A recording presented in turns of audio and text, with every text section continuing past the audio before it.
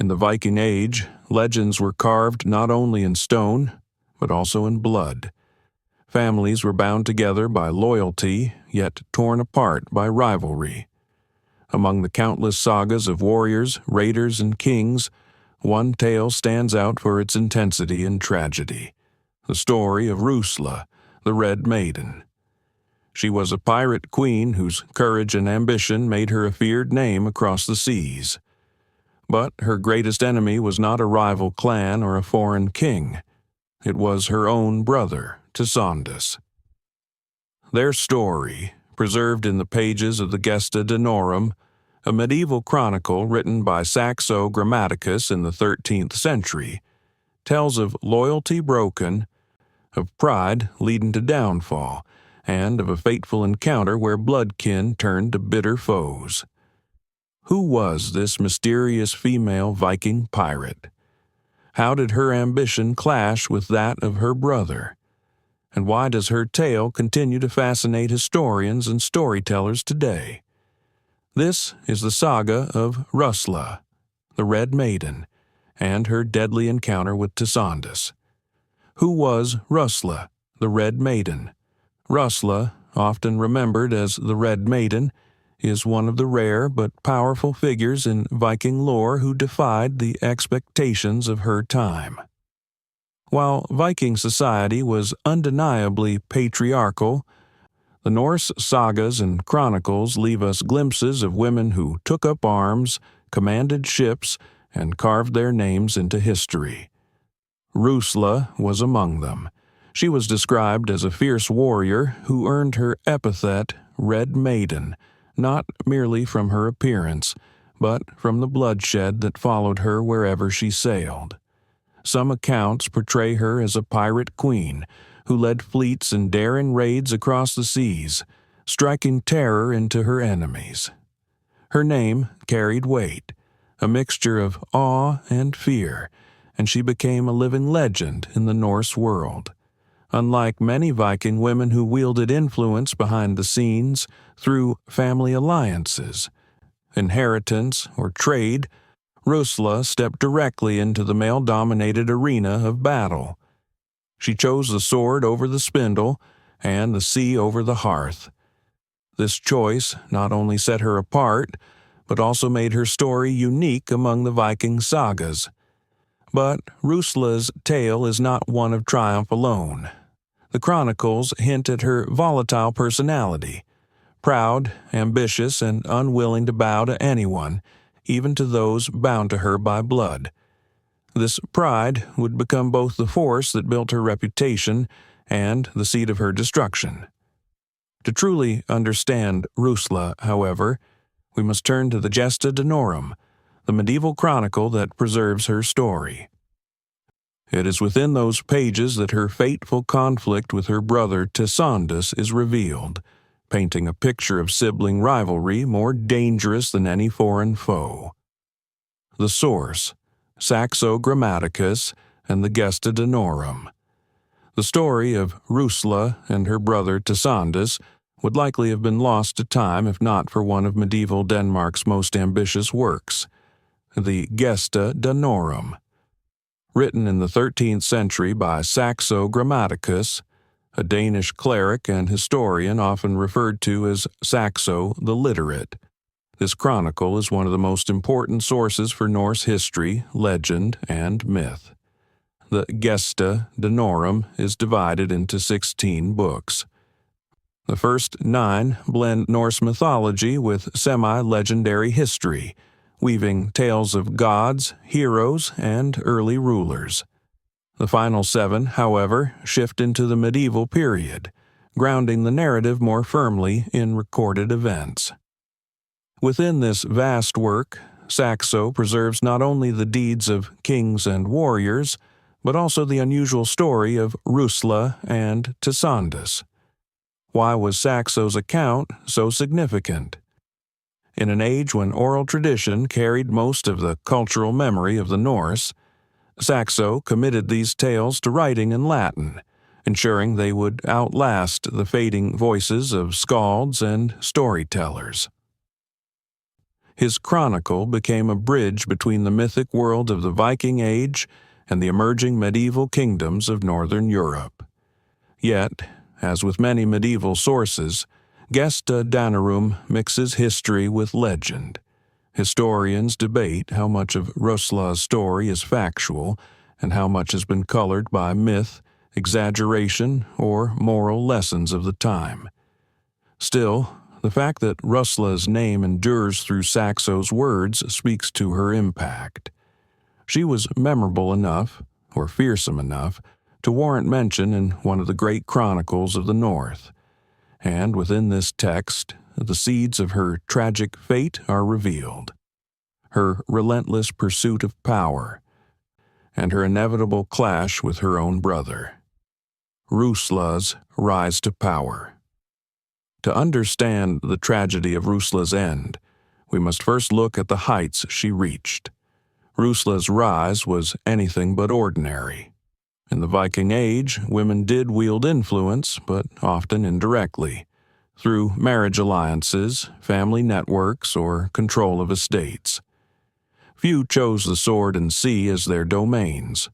Rusla, however, carved her own path as a warrior and a pirate. The chronicles describe her as bold, ambitious, and merciless in battle.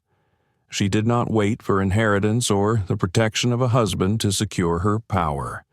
Instead, she gathered men, ships, and resources by force, establishing herself as a pirate queen whose fleets sailed across the northern seas. Her reputation quickly grew. Towns and coastal settlements feared her sails on the horizon, for where Rusla appeared, destruction often followed. Her moniker, the Red Maiden, was earned both for her fiery spirit and for the blood her warriors spilled. To her followers, she was a symbol of strength, a leader who defied the boundaries of gender and tradition. To her enemies, she was terror itself, a woman who fought with the ferocity of 10 men and seemed unstoppable. Yet such power was not without cost. Rusla's hunger for domination and recognition bred enemies not just outside her circle, but within her own family. Where some Viking siblings might have bound themselves together for mutual strength, Rusla's ambitions clashed with her brother Tesondus. Instead of allies, they became rivals, a conflict that would soon lead to devastating consequences. As Rusla's power rose, so too did the tension with Tesondus. Their paths, once intertwined by blood, were now set on a collision course. Tesondus, brother, rival, and foe. Every saga needs a counterpart, and in Rusla's story, that role belongs to her brother, Tesondus. Unlike his sister, Tesondus did not rise to fame through daring raids or pirate fleets. His strength came from his political alliances and his ability to turn enemies into powerful partners. Tesondus aligned himself with the King of Norway, a move that gave him both legitimacy and protection. With the backing of a monarch, he could challenge his sister not just as a rival pirate, but as a representative of royal power. In the Viking world, where kinship was often the strongest bond, siding with outsiders against one's own blood was no small decision. For Tesondus, however, the threat posed by Rusla was too great to ignore. The chronicles hint that Tesondus and Rusla were polar opposites in both temperament and ambition. Rusla sought independence, freedom, and glory on the open seas. Tesondus, on the other hand, pursued stability and recognition within the established political order.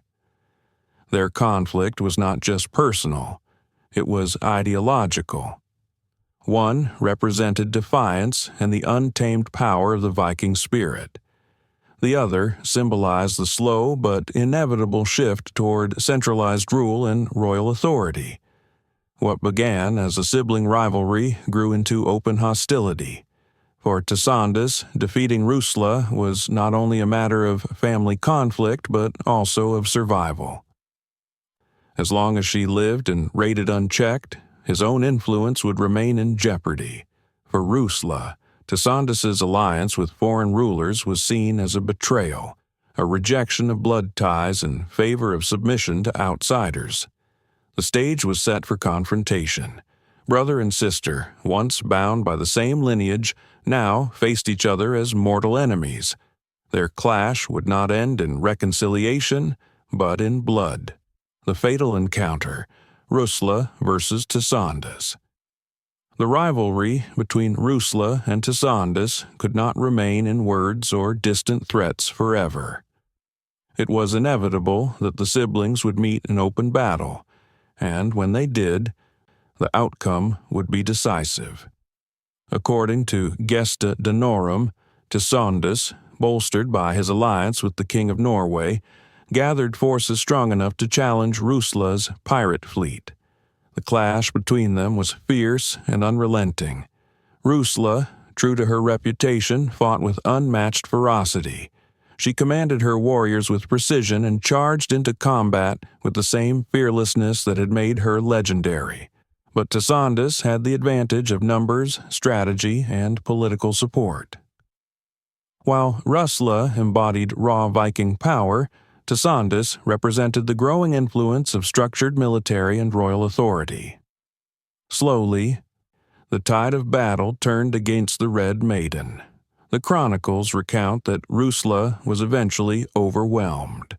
Her ships were broken, her men cut down, and finally, she herself was captured. For a pirate queen who had once terrorized coasts and commanded loyalty through strength alone, this was the ultimate downfall. Her fate was brutal. Some versions of the story suggest that Tesondus ordered her drowned, a grim punishment and a symbolic one, as the sea that had once been her greatest ally became her final grave. Others hint that she may have been executed after capture. Her blood spilled as a warning to others who dared to rise against royal authority. What is certain, however, is that Rusla's death marked the end of an era. A woman who had risen higher than most Viking men in power and renown was brought low, not by a foreign king or distant foe, but by her own brother. The fatal encounter between Rusla and Tesondus was not only a family tragedy, but also a reflection of the Viking world itself, a place where ambition, betrayal, and the pursuit of glory often ended in blood. Legacy of the Red Maiden. Though Rusla's life ended violently, her story did not fade into silence. The very fact that Saxo Grammaticus recorded her tale in the Gesta Danorum is proof that her deeds, however controversial, left a lasting mark on the imagination of her age. In a world where women's voices were rarely preserved, the Red Maiden stands as one of the few female figures remembered not as a queen or consort, but as a warrior and pirate in her own right. Her legacy is layered with contradictions. On one hand, she is celebrated as a fierce leader who broke every expectation of her gender, commanding fleets and spreading fear across the seas. On the other, her ambition is portrayed as reckless, driving her into a doomed conflict with her own brother. Some medieval writers may have used her downfall as a cautionary tale, a warning against women who sought too much power or against pride that refused to yield. Yet, modern readers often view Rusla differently. Today, she is seen as a rare example of female agency in the Viking Age. A woman who claimed her own destiny, even if it ended in tragedy. Her story resonates with the broader Norse tradition of shield maidens and warrior women, figures who straddled the line between history and legend. Rusla's tale also reflects the changing tides of her time. She represented the independence and ferocity of the old Viking spirit, while Tesondus allied with royal power, symbolize the emerging order of centralized kingdoms. In this sense, their battle was not just a sibling rivalry, but a metaphor for the shifting balance of power in medieval Scandinavia. Ultimately, Rusla's legacy is one of both admiration and warning. She remains a figure of fascination, the Red Maiden who rose against all odds, commanded her own fate, and met her end with the same defiance that had defined her life. The role of women in Viking lore. Rusla's saga cannot be fully appreciated without considering the larger context of women in Viking society. Though Norse culture was primarily patriarchal, it was far more complex than many assume. Women were not confined solely to the household. They could inherit property, manage farms in their husband's absence, and even pursue divorce if mistreated. Their status was stronger compared to women in many other medieval societies. But beyond everyday life, the sagas and chronicles preserve tales of extraordinary women who stepped outside traditional roles. Figures like Lagertha, the famed Shieldmaiden said to have fought alongside Ragnar Lothbrok, or Hervor, who wielded the cursed sword Tyrfing, suggest that stories of warrior women were not only told, but celebrated in Norse tradition. Rusla belongs to this group, part history, part legend, but unforgettable in her defiance.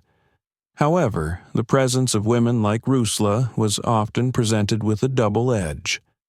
While admired for their courage, these women were sometimes portrayed as dangerous, unruly, or even fated to fall because they challenged the social order. Rusla's bloody demise at the hands of her brother may well have been shaped by this narrative bias. Saxo Grammaticus himself, writing in the 13th century, was a Christian cleric who may have viewed her rebellion as both thrilling and morally suspect. Still, the persistence of such stories shows that Viking culture had room for imagining women as more than passive figures. In the mythic and legendary imagination, women could be as brave, ambitious, and fearsome as any man. And Rusla stands as one of the starkest examples of this. Her tale challenges us to rethink assumptions about gender in the Viking Age. She was not an exception created by modern fantasy, but a character remembered in one of Scandinavia's foundational medieval texts. This alone underscores how deeply the idea of powerful women was woven into the fabric of Norse storytelling. Lessons from the tragedy of Rusla and Tesondus. The story of Rusla and Tesondus is more than just a violent family feud. It is a tale that offers deeper reflections on loyalty, ambition, and the destructive power of rivalry. At its core, their saga reveals how love between siblings can easily transform into hatred when pride and vengeance dominate. Rusla, the fierce Red Maiden, symbolizes the fire of ambition and independence. She refused to bow to convention, choosing instead to lead fleets of warriors across the seas. Yet, her downfall came not at the hands of a stranger or foreign enemy, but from her own brother. Tesondus, driven by duty, survival, or perhaps his own pride, delivered the final blow. This tragic clash reminds us that some of the most devastating conflicts in history and legend are not between distant enemies, but within families. Blood ties, which should be unbreakable, can become battlegrounds when honor and power take precedence over love and forgiveness. On a broader scale, the saga also reflects the fragile balance between myth and history. While we may never know how much of Rusla's story is fact and how much is legend, its preservation in the Gesta Danorum shows how medieval chroniclers understood the world, not as a clean division between truth and fiction, but as a tapestry where both intertwine to convey meaning. For modern audiences, Rusla's fate raises timeless questions. How do we honor strength without allowing it to consume us? How do we prevent ambition from eroding the bonds of family? And perhaps, most importantly, how do we remember those who challenged societal boundaries even when their stories ended in tragedy?